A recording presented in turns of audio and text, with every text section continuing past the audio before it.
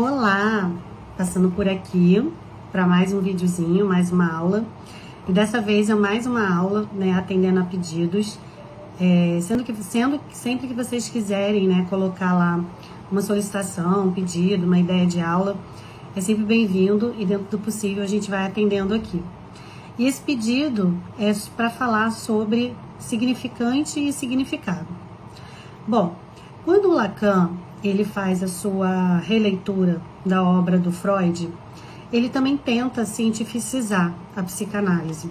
E ele tenta fazer isso através do estudo da linguística.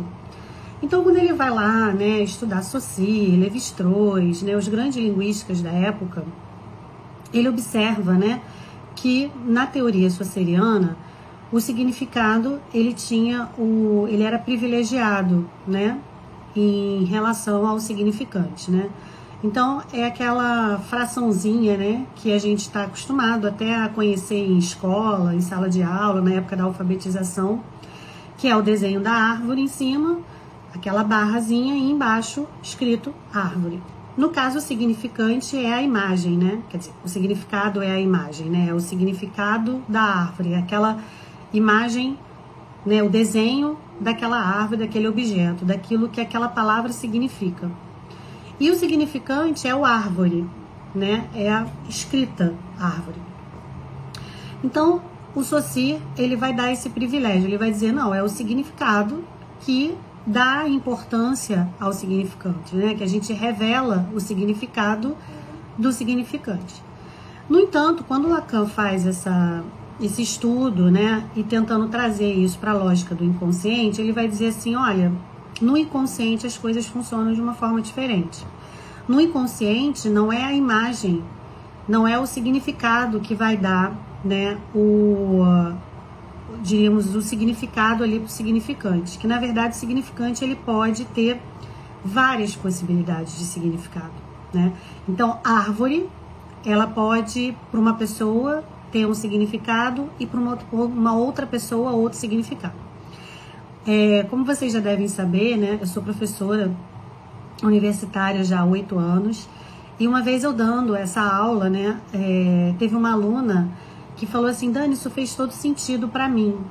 E aí eu disse assim a ela, mas né, o que você parou para pensar sobre isso? Ela disse assim, quando você falou que árvore pode significar qualquer coisa além do significado, né, diríamos, aureliano, né, que é uma planta, né, uma árvore, eu separei as letras e fiquei pensando em ar, vo, ré.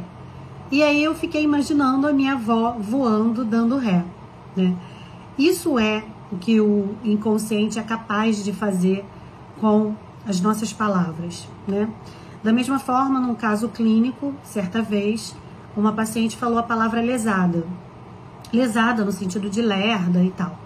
E aí eu coloquei para ela outra possibilidade de significado, mas também poderia ser lesada de danificada, né? De ter sofrido algum tipo de dano. E aí ela me olhou assim, né? E deu um estalo, né, na cabeça dela. E ela falou, é verdade, eu nunca tinha parado para pensar nisso. E aí ela entrou na associação livre dela. Mas olha que interessante, né? Como que um significante ele não está preso a um único significado, né? Então essa é a relação que o Lacan nos apresenta na lógica inconsciente de que o significante ele não está aprisionado, ele não está claudicado num único significado e que o nosso inconsciente inclusive tem uma característica super interessante que o próprio Lacan diz que o inconsciente é xistoso. Então ele gosta, né, ele funciona dessa forma a brincar com as palavras e brincar principalmente com a multiplicidade, né, de significados que um significante pode ter. Espero ter contribuído para o estudo de vocês da psicanálise e então fico por aqui aguardando vocês me darem novas sugestões para que continuamos tendo essas aulinhas aqui, essas pílulas do saber da psicanálise. E se você gostou, se inscreva no nosso canal, né?